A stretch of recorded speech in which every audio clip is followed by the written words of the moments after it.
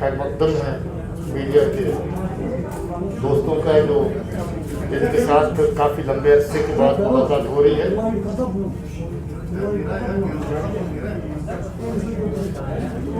आप जानते हैं कि कोविड का दौर है और इसके चलते स्पेस कम होते आप लोगों को ज़्यादा लोगों को इसमें जमा होना पड़ा है, इसलिए मैं गुजारिश करूंगा कि अपनी मास्क सभी पहन के रखें और जितना मुमकिन है अपना सोशल डिस्टेंस बना के रखें।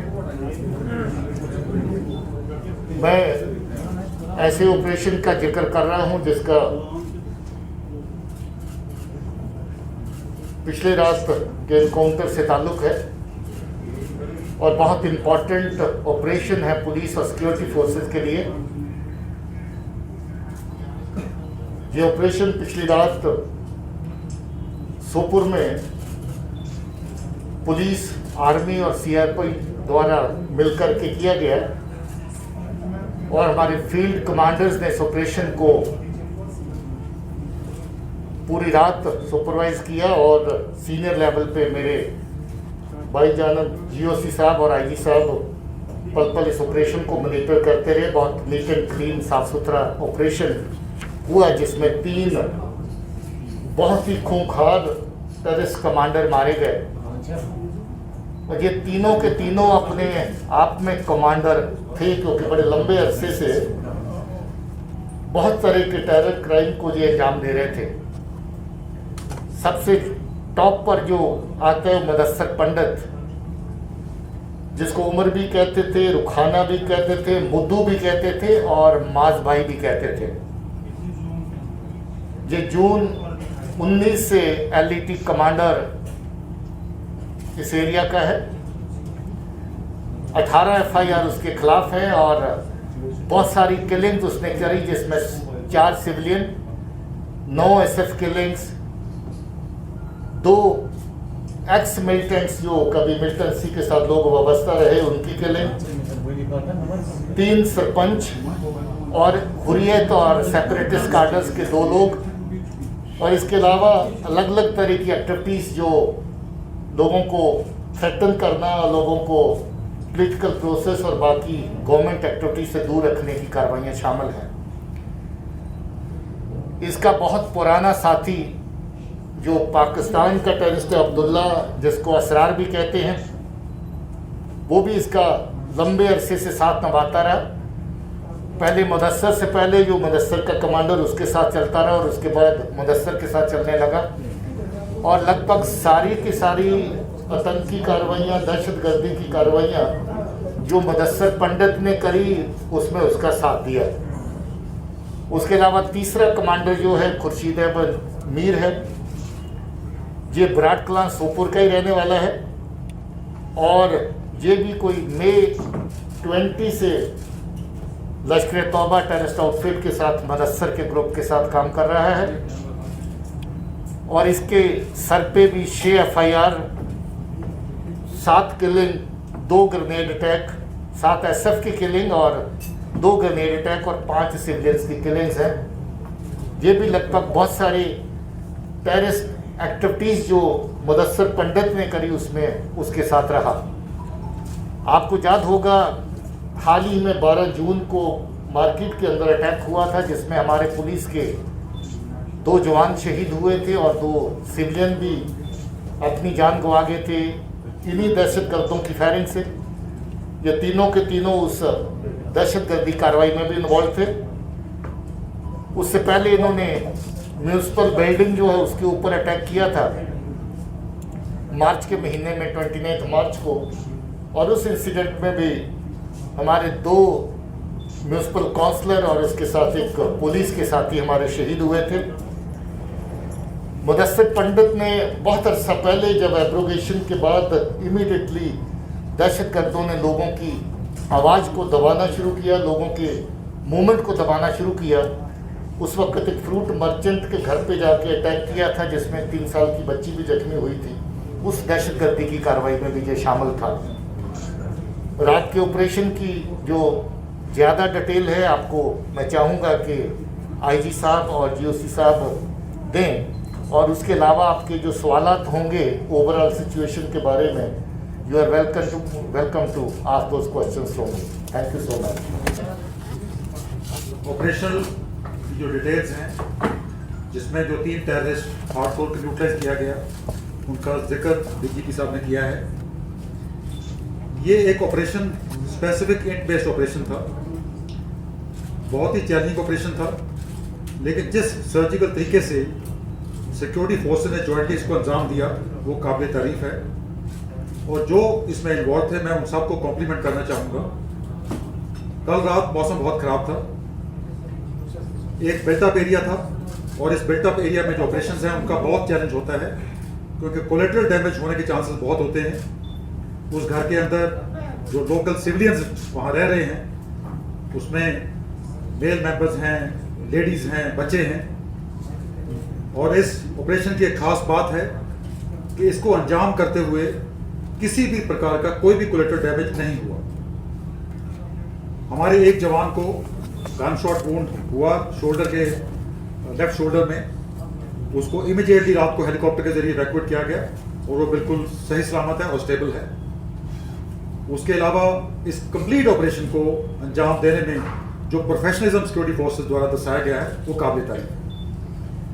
दूसरी बात, अगर आप इस ग्रुप के बारे में जो डीजी साहब ने बताया है, ये लगातार इन कार्रवाइयों को अंजाम दे रहा था, और जो ग्रुपिंग हमने देखी है उसमें लोकल टेररिस्ट के साथ हार्डकोर पाकिस्तानी टेररिस्ट इनके साथ होते हैं। ये रिसेंट इंसिडेंट्स में काउंटर्स में सेकंड मौका एक सीलू में ऑपरेशन हुआ था, जहां पे हमने 2 टेररिस्ट को मारा था, एक लोकल था और एक पाकिस्तानी टेररिस्ट था। तो ये बड़ा एक नेटवर्क जो नेक्सस है जो एग्जिस्ट कर रहा है, और यही एक कॉज ऑफ कंसर्न है कि जो लोग इकट्ठे मिलके ऐसे ऑपरेशन को अंजाम देते हैं और इनोसेंट कश्मीरियों का खून बहाते हैं। इस नेक्सस को तोड़ना है, इस नेक्सस को डिस्ट्रॉय करना है, ताकि जो पीस एंड डेवलपमेंट जो जम्मू कश्मीर में हो रही है उसमें कोई खलल ना डाल पाए। सो मैं अपील करना चाहूँगा सिविल सोसाइटी को, अपील करना चाहूँगा कश्मीरी अवाम को कि सिक्योरिटी फोर्सेस का साथ दें, ताकि जो नेटवर्क है हम उसको डिस्ट्रॉय कर सकें। ये जो नेटवर्क है ये साइकिल ऑफ वायलेंस को लगातार अंजाम देना चाहता है। डीजीपी साहब के अलावा हमारे कोर कमांडर साहब, चिनारकोट के कमांडर साहब ने भी बार बार इस चीज़ को रिपीट किया है कि हम सब ने मिल के जो साइकिल ऑफ वायलेंस है उसको तोड़ना है। और साइकिल ऑफ वायलेंस को तोड़ने के 2 तरीके हैं, 2 पहलू हैं। एक, इस नेटवर्क को सपोर्ट देना बंद करना होगा ताकि इनोसेंट कश्मीरियों की जान ना जाए। और नंबर 2, जो इनको सपोर्ट करते हैं, जो आलीशान घरों में रहते हैं, जिनका इसमें सिर्फ पर्सनल इंटरेस्ट नहीं है, लोगों के बच्चों को एक्टिवेट करके उनको टेररिस्ट बनाते हैं। इस चीज़ को समझना बहुत ज़रूरी है। बड़ा दुख लगता है जब हम यंग लड़के जो घरों से चले जाकर तंजीम ज्वाइन करते हैं, जब उनके बूढ़े माँ बाप रो के उनको वापसी की अपील की दुहाई देते हैं, तो बड़ा बुरा लगता है। तो देयरफॉर जो सिस्टम एग्जिस्ट करता है उसको तोड़ना, नए लड़कों को रिक्रूट बनने से, तंजीम ज्वाइन करने से रोकना, ये 2 पहलू हैं जो अपने इस साइकिल ऑफ वायलेंस को बिल्कुल जड़ से उखाड़ने में मदद करेंगे। और जो ज्वाइंटमैनशिप हमारी ऑल लेवल्स पे है, बेशक वो एसओजी के साथ है या सीआरपीएफ के साथ है, ग्राउंड कमांडर्स जो हैं, आई थिंक जितने भी ऐसी कार्रवाइयाँ को अंजाम देने में कोई लोग सफल हुए थे, उन सबको हम इंट बेस्ड सर्जिकल ऑपरेशन द्वारा जल्द ही जल्द उनको ख़त्म करने में कामयाब होंगे। और लास्ट में अपील करना चाहता हूँ कि लोकल जो टेररिस्ट हैं, जो लड़के लोगों ने गन उठाई है, पहले भी कोर कमांडर साहब, डीजी साहब अपील कर चुके हैं कि उनको नेशनल मेन स्ट्रीम में लाने में हम उनकी मदद करेंगे। मैं भी फिर एक बात दोहराना चाहता हूँ कि वो गन कल्चर को त्यागें, नेशनल मेन स्ट्रीम को ज्वाइन करें, और अगर वो ऐसा नहीं करते तो मैं आश्वासन देता हूँ कि उनका भी अंजाम वही होगा जो कल इन 3 टेररिस्ट का हुआ है। Thank you. तो बैकग्राउंड है, जब पिछले 3 महीना के अंदर में 2 मेजर अटैक हुआ, उस अटैक में हमारे पुलिस के 3 शहीद हो गए और 4 सिविलियन, 2 कांस्टेबल शहीद हो गए। उसके बाद एसपी ने एक पोस्टर जारी किया था, आप लोग देखे होंगे पोस्टर, पूरा डिटेल दिया मिलिटेंट को, रिवार्ड शो किया गया। आवाम की तरफ से बहुत सपोर्ट आया, बहुत खबर आते रहा उनके मूवमेंट के बाद में। ठीक है कि पुलिस ने उसको पिन पॉइंट किया, लेकिन इसमें लोगों का बहुत सहयोग मिला। मैं आवाम को शुक्रिया अदा करता हूँ कि आपने पुलिस को सपोर्ट किया ऐसे कातिल को मरवाने में। दूसरी बात है, इसका एस्पेक्ट ये भी है कि ये मिलिटेंट किस घर में था, ये सोचने वाली बात है। इसलिए मैं बार बार कहता हूँ कि मिलिटेंट फैमिली मेंबर जो है अपने आप को सुधार ले। नसीर उद्दीन जो मिलिटेंट था, जो हंदवाड़ा में लास्ट में मारा गया था, जो बहुत सारे सीआरपी को 6 सीआरपी वाले पर अटैक को किया, जिसमें हमारे सीआरपी के 6 जवान शहीद हुए थे, इन्वॉल्व था नसीर लॉन, उसके घर में था मिलिटेंट। तो मैं मिलिटेंट के फैमिली मेंबर से यह आग्रह करता हूँ कि अपने घर में मिलिटेंट को पनाह नहीं दे।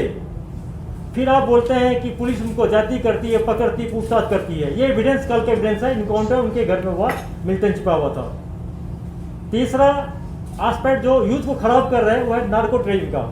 आप देखते हैं सोपूर जो है हब है, नार्को बहुत वहाँ सब्सटेंस मिलता है पूरा। एसएसपी बारामूला ने बहुत सारे मॉडल को बस्ट किया है, कुपवाड़ा भी हुआ, 2 मेजर नार्को टेरर मॉडल को बस्ट किया गया है। मैं यूथ से अपील करता हूँ कि नार्कोटिक्स से दूर हटे। उनके पेरेंट्स से भी अपील करना चाहता हूँ कि अपने बच्चों पर पेरेंटल कंट्रोल रखिए। बच्चे क्या करता है नहीं करता ये आपकी जिम्मेदारी है, ये पुलिस लॉ इन्फोर्समेंट एजेंसी की काम नहीं है।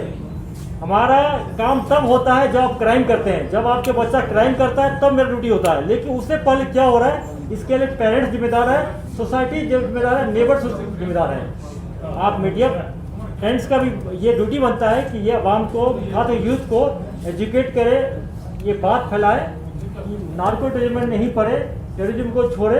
क्योंकि देखिए ना, अगर इंसिडेंट होता है, ग्रेनेड थ्रो होता है, जैसे सोपुर का था, हमारे 2 सिविलियन ही मारे गए, पुलिस पर अटैक हुआ।